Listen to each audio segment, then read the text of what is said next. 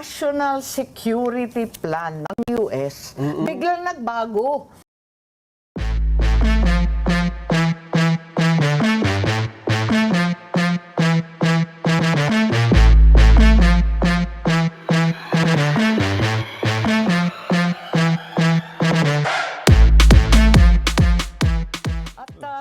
Mapunta naman ako sa ibang topic, hindi naman yung budget. Pagkat ako yung head ng foreign affairs. Yes po. Diba, yun din ang problema natin. Kasi next year, tayo naman ang host ng ASEAN. Yes po, nako. So, eto nga, medyo namomroblema ako. Dahil kasi, yung national security plan ng US, biglang nagbago. Talagang 360 degree turn. Linabas lang noong December 4. Hindi tayo parang walang nakikinig. Ang liwaliwanag ng sinasabi ng US, na balik na daw sila. Kung may pivot to Asia dati, ngayon, hindi na daw sila makikialam sa Asia. Babalik daw sila sa Western Hemisphere. At ang sinasabi, huwag kayong mag-aaway sa China kasi kahit competitor namin, ngayon, rebalancing na lamang ng economic and trade ties. Ayun. Ano ibig sabihin niyan? Iwanan nila tayo. May iwan tayo sa kangkungan nito. So, wala na yung Mutual Defense Treaty. Kaya nga yung Ironclad Alliance, paano po ba yan? Pupunta siya sa Western Hemisphere. Ano yun? Sa Cuba na lang sa makikipagkaibigan? Makikipagkaibigan na lang sila sa Ukraine, Russia, yung mga Germany, yung mga ganon. Tapos tayo, bahala na tayo sa buhay natin kasi ang sabi, ayaw nila ng conflict sa Taiwan Strait at saka, etong malupit, increased burden sharing with Pacific Islands. Ibig sabihin, tayo na magbabayad ng EDCA at BFA. Kakayanin ba ng powers natin Iiwanan yan? ba tayo doon sa ganung sitwasyon po? Sabi, dapat burden sharing, di ba? Inobliga nila yung European na, magkano ba yun? 5%? Ako pang magbabayad ng EDCA, pauwiin ko na lang siya. Umalis na kayo rito. Saan tayo bibili ng steak? Mga steak ang ulam noon. Tatamnan ko ng lettuce yung mga ginawa. Naku, mga steak at saka donut. Saan tayo hahanap ng gano'ng yayamang pagkain? Ang problema natin, hindi tayo basta gawa ng ang ating sitwasyon ngayon sa China. Sen, di ba? Kung halimbawa, maganda ang relasyon natin sa China, walang problema siguro. Yun na nga. Kaya, nakakakaba. Paano ba gaganda ang relasyon natin sa China? Hindi ko alam.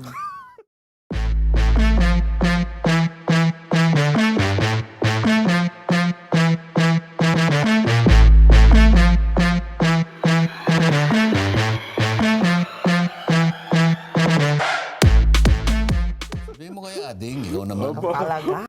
Paano ba yun? Hindi ko nga maintindihan. Kasi ang US po nakikipagmabuti na rin ngayon sa China. Totoo. Dapat talaga independent foreign policy tayo. Ayun, Maliit lang tayong bansa. Bakit tayo nakikisawsaw sa upugan ng malalaki? Talagang madudurong tayo na. Hindi ko sinabi ng Amerika na bahala na kayo sa buhay nyo. Parang ganun eh.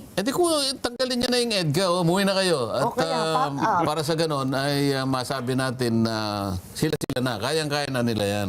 Dito na tayo sa Western Hemisphere. Yun ang sinabi eh. O ba't niya iiwanan yung EDCA pagkatapos tayo magbabayad? Parang ganun eh. Kasi sabi, share the burden. 5% of GDP. Parang may ganun. Ba't ako mag-share ng burden? Kayo nga ang pabigat sa akin eh. Tama. Umuwi kayong lahat. Tama. At giginawa ang buhay ko. Di ba? Tama. So ano pong epekto niyan by next year doon sa ating benta ito? Kasi wala naman akong naririnig na pumansin December 4 to linabas. Tapos ako nagulanta talaga. Sabi ko, naku, paano to na iwan tayo sa ere nito? Paano kaya? Tapos eto nga, yung Amerika, di ba? Yung Venezuela na ang tinututukan. Ayan, puros Cuba na. Ayan, nandyan na sila. Canada inaaway. Mexico, ayun. Paano na tayo dito? Parang hindi na nila papansinin at ang sinasabi tungkol sa China, competitor, pero rebalancing. Yes. Rebalancing na. Ibig sabihin, balance na, wala nang away. Hindi na away. Kaibigan na rin eh. Isinubo tayo eh. Yun ang Paano ba masakit po. to? Tapos wala silang imik tungkol sa Taiwan. Di ba dati, ang ingay-ingay, tapos ang salita pa ng ating mga namumuno, kapag daw nagkaputukan sa Taiwan, wala tayong choice, madadamay tayo sa gera ng Taiwan. Ba't tayo madadamay? Yung Amerika walang pake.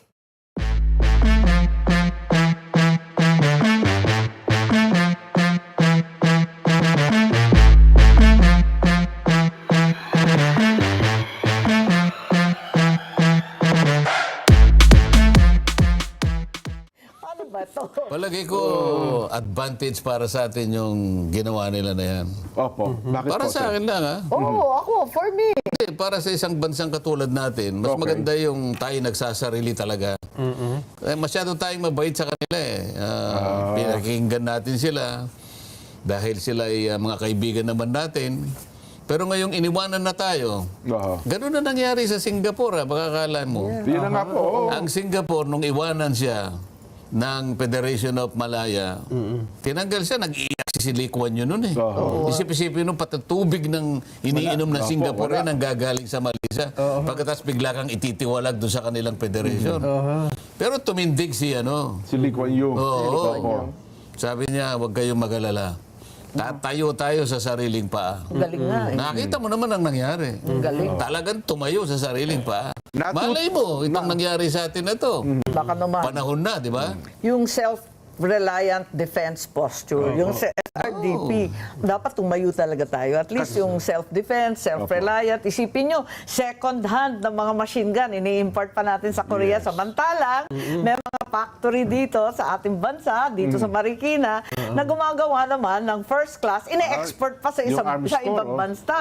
Ano bang klase yan? Hindi mo maintindihan.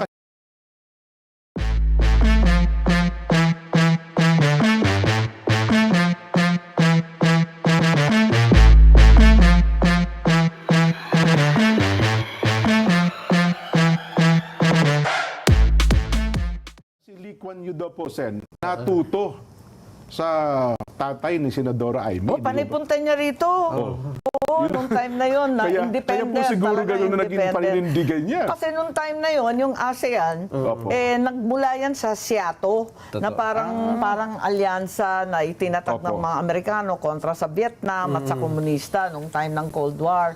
Tapos si Lee Kuan Yew at yung ama ko, sila yung pasimuno ng independent, Ayun. non-aligned ASEAN. Kaya pala. Yun, kaya sana balikan natin yung independent non-aligned. Ba't tayo makikisangkot sa mga gera ng iba? Parang wala tayong problema rito eh.